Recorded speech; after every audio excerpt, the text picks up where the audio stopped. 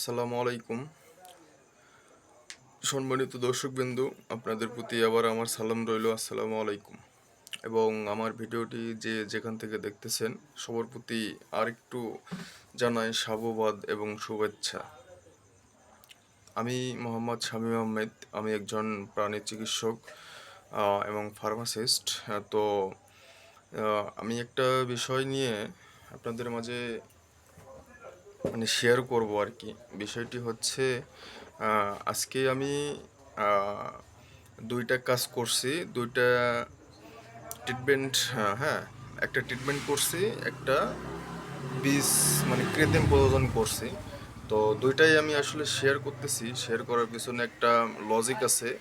তো আপনারা ভিডিওটি দেখার শেষে বুঝতে পারবেন যে লজিকটা আসলে কি। হ্যাঁ, তো ফার্স্ট যে বিষয়টি শেয়ার করব সেটা হচ্ছে আপনার কৃত্রিম প্রযোজন করা নিয়ে। আপনার হচ্ছে আমরা যে দেশি গরু, সাহিওয়াল গরু, যে আমাদের বাংলাদেশের গরুগুলো আছে, এই গরুগুলোকে আমরা সরাসরি 100% সিমেন্ট প্রয়োগ করি। ঠিক আছে, যেটা আমাদের জন্য ক্ষতিকর এবং খামারের জন্য অনেক ক্ষতিকর।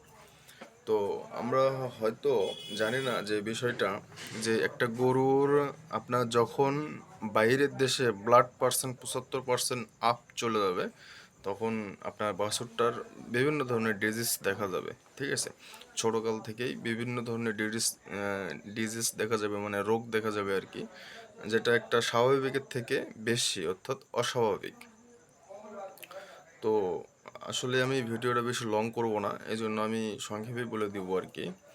তো আমরা চেষ্টা করব যে আমাদের যে বাংলাদেশে যে প্রাণীগুলো আছে, যে গাভীগুলো আছে, এগুলাকে আমরা সর্বোচ্চ 75% এবং 87ও দিতে পারি। 87 সিমেন্ট প্রয়োগ করলেই আপনার 50% বা 75% জেনেটিক্স চলে আসবে, ব্লাড চলে আসবে।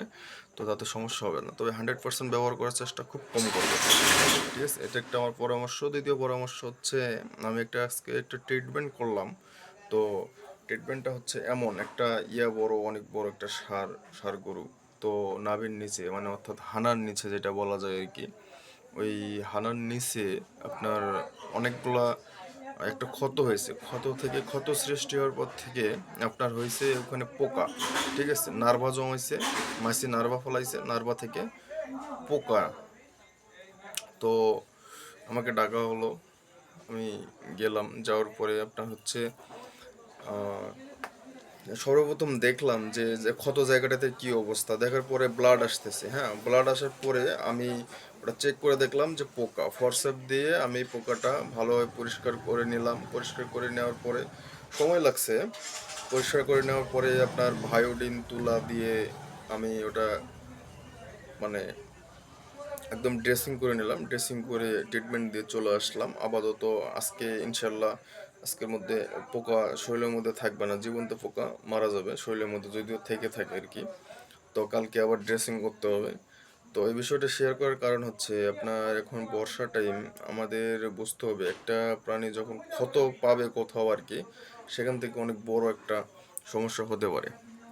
ঠিক আছে, ওই জায়গাতে হয়তো কোনো প্রকার একটা ক্ষত হয়েছিল। ক্ষত হওয়ার কারণে ময়লা জমছে, ময়লা হওয়ার পরে মাছি মাছি বসছে, মাছি বসার কারণে মাছির নার্ভা জমছে, জমার কারণে আপনার এই পোকাটা হয়েছে। একটা এটা একটা আপনার অসাবধানতার কারণে একটা আপনার অর্থনৈতিক দিক দিয়ে ক্ষতি, প্লাস আপনার গরুটা হেনস্থায়ী হচ্ছে, প্রাণীটা হেনস্থায়ী হচ্ছে, এটা একটা ক্ষতি। হ্যাঁ, তো আমরা এগুলো থেকে আসলে ছোটোখাটো বিষয়গুলো থেকে আমরা সাবধান থাকবো, ছোটোখাটো বিষয়গুলো নিয়ে আমরা সতর্ক থাকবো। তাহলেই হচ্ছে ইনশাল্লাহ আপনারা খামারে উন্নতি আসবে, উন্নতি করতে পারবেন ইনশাল্লাহ। তো ভালো থাকবেন সবাই, আশা করি আবার দেখা হবে পরের ভিডিওতে। আসসালামু আলাইকুম।